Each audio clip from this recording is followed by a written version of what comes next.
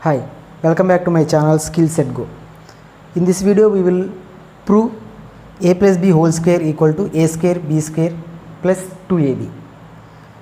So we will prove this in a geogrammetric way. So let's take a square. We all know square is with equal directions in all sides. So this is a square. So first you need to know what will be the area of square. So if the length is a, then the area of square will be a square. Suppose this is a rectangle, then the area of rectangle will be length into breadth. So in order to prove this formula, we will divide this length into two parts, A and B. Let's say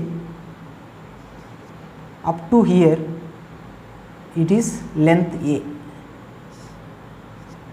and this part is B. So as this is a square, this will apply for all directions.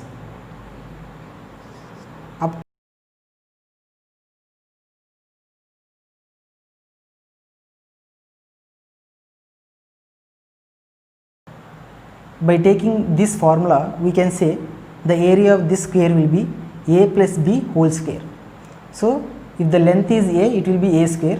So here the length is a plus b, so a plus b whole square. This is the area of this square. Now we will prove the area of this square is equal to this. So if we prove this formula is equal to area of this square, then we already proven this is the area of this square. So if this length is a and up to here it will be a and up to here it will be a. So this length is a and this length is a and this length is b and here this length will be b. If we observe, this is a square with the length a.